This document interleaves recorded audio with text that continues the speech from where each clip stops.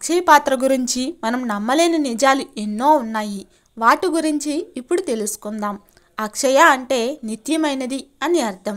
ఈ పదాన్ని మన పెద్దవాళ్ళు చాలా సందర్భాలలో ఉపయోగించడం మనం వింటూనే ఉంటాం. అయితే అక్షయ పాత్రకు ఎలాంటి నిబంధనలు ఉండవని పురాణాలు చెబుతున్నాయి. అయితే అక్షయ పాత్రను ఒక్కసారి కడిగితే దాని శక్తి కోల్పోతుందట. ఎందుకంటే సూర్యపాసంలో వచ్చింది కాబట్టి. అసలు అక్షయ పాత్ర అంటే ఏమిటి? దీనిలో నుండి ఏదైనా సరే నిత్యం ఎందుకు వస్తూనే ఉంటుంది?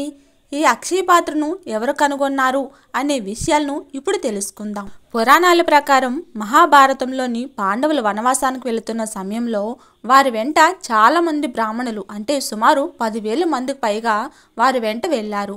పాండవుల వద్దని చెబుతున్న దుర్మార్గులు ఉండే కౌరవుల రాజ్యంలో తాము ఉండలేమంటూ తాము కూడా మీ వెంటే వస్తామని చెప్పారు. దీంతో పాండవులు వీరందరినీ ఎలా పోషించాలా అనే మార్గం తెలియక తీవ్రంగా ఆలోచనలో పడ్డారు.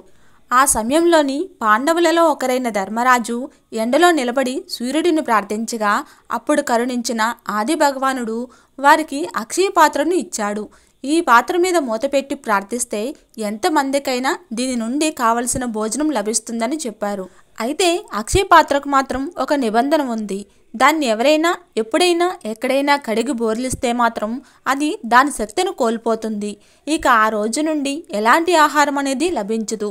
కాబట్టి దీనిని మీరు జాగ్రత్తగా అందరికీ పోషించండి అని చెప్తాడు సూర్యభగవానుడు. ఇలా కొన్ని రోజుల పాటు పాండవులు ఇంతమంది బ్రాహ్మణులను పోషిస్తూ వచ్చారు. ఇదే సమయంలోని కౌరవులకు ఒక అనుమానం వస్తుంది. పాండవుల దగ్గర ఏమీ లేదు, అయినా సరే వీరు ఇంతమందిని ఎలా పోషిస్తున్నారో తెలియక వారు కోపంతో రగిలిపోతూ ఉంటారు. ఇదే సమయంలోని దుర్వాస మహర్షి దుర్యోధనుడికి ఈ విషయాన్ని చెప్పాడు. ఇక ఆ మహర్షి అటుగా వెళుతూ పాండవుల వద్దకు ఆతిథ్యానికి వెళ్ళారు. మహర్షి, నేను స్నానం చేసి వస్తాను, ఈలోపు మీరు అన్నిటినీ సిద్ధం చేసి ఉంచండి అని వారితో చెప్పి నదిలో స్నానానికి వెళ్తారు. పాండవులంతా కలిసి మహర్షి ఆతిథ్యానికి అన్నీ సిద్ధం చేయమని ద్రౌపదిని ఆదేశిస్తారు. దీంతో ఆమె కంగారులో అక్షయ పాత్రను కడిగేస్తుంది. దీంతో ఆ పాత్రల నుండి ఎలాంటి ఆహారం అనేది రాదు. దీంతో ద్రౌపది ఇప్పుడు ఎలా అని చింతిస్తూ కూర్చుంది. ఇదే విషయాన్ని పాండవులకు చెబుతుంది. అప్పుడు పాండవులంతా కలిసి కృష్ణుడిని ప్రార్థించారు. అప్పుడు కృష్ణుడు అక్షయ పాత్రను సరిగ్గా చూడమని, కనీసం ఒక్క మెతుకైనా దొరుకుతుంది అని అంటాడు.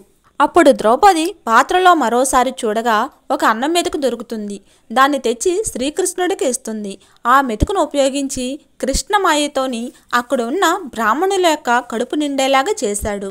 ఆ తర్వాత నదీ స్నానం చేసిన మహర్షితో పాండవులు ఆతిథ్యానికి రమ్మని పిలవగా అతను ఈరోజు కడుపంతా ఎందుకో నిండుకుండలా ఉన్నట్టు అనిపిస్తుంది, ఈరోజు వద్దులే మళ్ళీ వస్తాను అని చెప్పి వెళ్ళిపోయాడు.